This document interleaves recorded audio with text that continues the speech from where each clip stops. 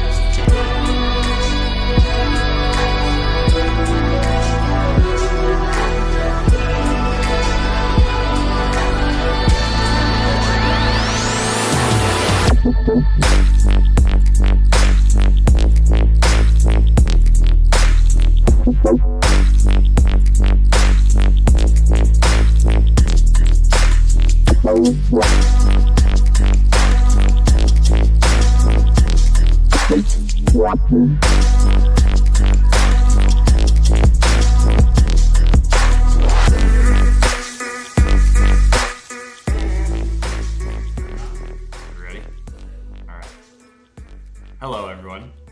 I feel like I'm in like a hostage situation right now. Kenny's holding me hostage behind this camera. Hey, hello, everyone. How's it going? It's Big Mets. I'm back. I didn't really go anywhere. Been a little quiet on the YouTube and a little quiet on social media. And you know what? I had a bit of a reflection this week, and I said, I feel like I got to give the people what they want, and I gotta make a return on YouTube here, and I gotta update the people. I gotta let everyone know what's going on, and I haven't gone anywhere. Nothing's gone wrong. Nothing's going poorly. I've just been training really, really hard for St. George. If anyone followed all of my journey through the videos that we made last season, I think that qualifying for Kona and then what ultimately turned into St. George was like a pivotal moment in my career, and I'm taking this pretty seriously, but maybe a little bit too seriously. So.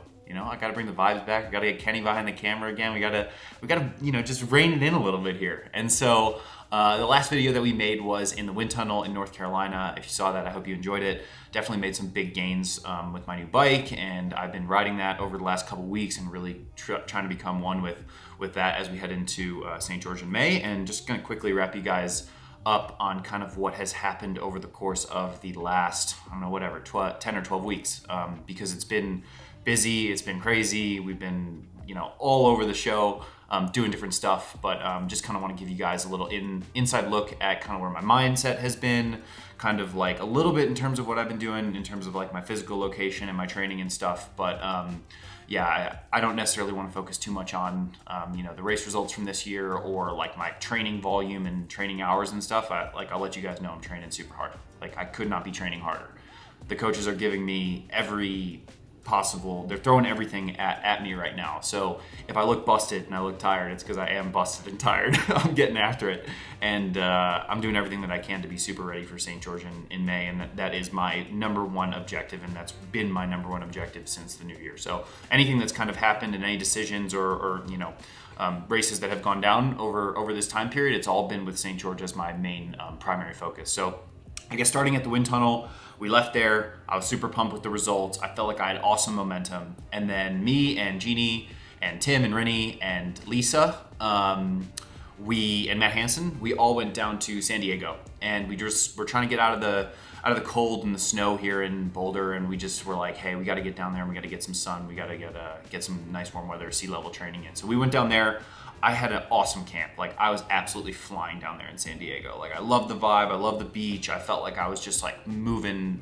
I feel like everything was really coming together, and I felt like my fitness and everything and my mentality, like my mental coaching, everything was just like super on point.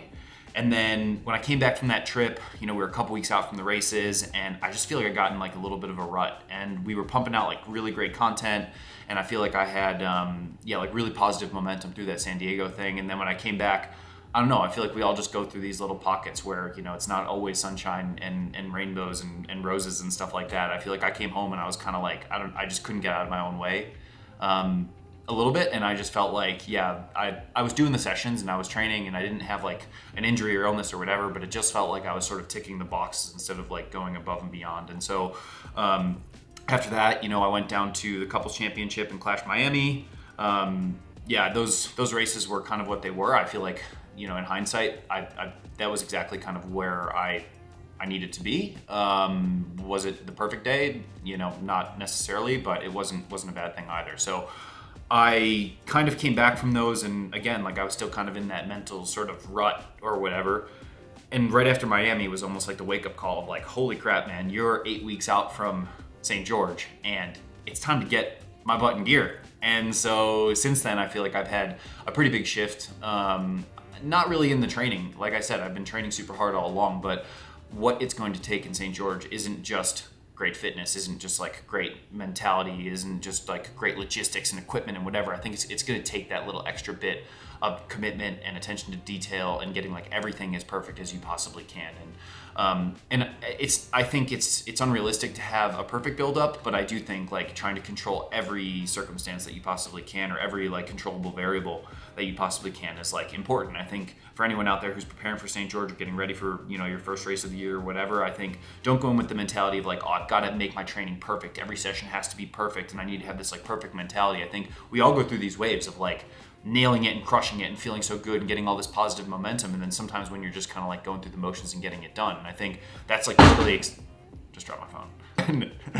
Kenny's gonna cut that out, or he's not, I don't know.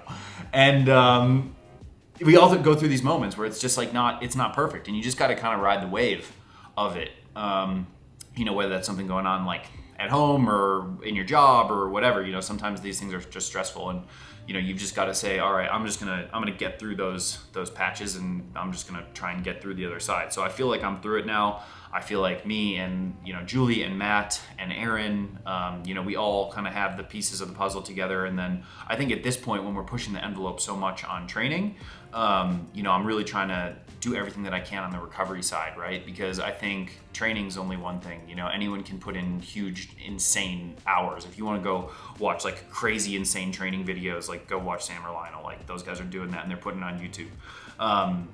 I think for me, it's more so about like just trying to create this balance of like, okay, putting in super, super hard training and not making it necessarily like this epic crazy one day type thing, or trying to put together these epic days of whatever. It's just kind of like showing up every single day and then making sure that I'm like ultra recovered from all my sessions, and that I show up in St. George like in one piece physically, but more importantly mentally. I think for me, like the physical side of things, like I know I'm going to be in good shape. If I can just do everything that I can from now until then, I'm going to be ready to go. I'm going to be beyond where I was at my peak fitness last year, and that's kind of like the crescendo of this mountaintop that we've all been working towards and planning for. So for me, it's just about kind of mentally getting in the right spot, and have my focus be on point, and then having my expectations be in check. And so anyways, in the spirit of keeping these videos light and fun and bringing them back, like I want to bring you guys content. I feel like I brought you through all of the 2021 journey, and realistically, as I was going through that rut, like I questioned whether or not I wanted to continue to make videos. I was like, is this entertaining? Am I someone who is worth watching? Am I someone who inspires? And I feel like with the lack of videos that we've had just in this like 8 or 12 week stretch or whatever, I got tons of messages of people saying, number one, where the heck are the videos, Justin? And then number two, some people not even saying anything about like, hey, where are the videos? More so people just saying like, you've inspired me to do a triathlon again. I showed your video to my son, and now my son or daughter is picking up a bike and trying to do triathlon because of one of the videos that you did. So that is enough for me to reinvest in YouTube, to continue to make awesome videos, to inspire the people out there. And whether that's doing your first triathlon, getting back into triathlon, inspiring a kid to get into it like I did when I was young, I think that's like really important. So I want to bring you guys along as much as I possibly can through 2022. And the first big show that we're going to put on is Ironman World Championships in St. George. So looking forward to bringing you guys all along. We're going to try and do some more videos in the build up, and then maybe when we get to St. George, we'll do that.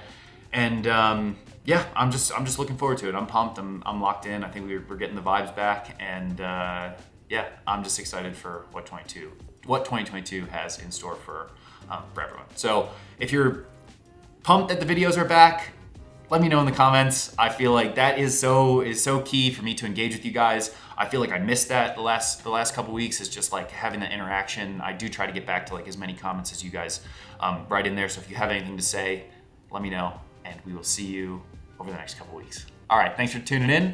Peace.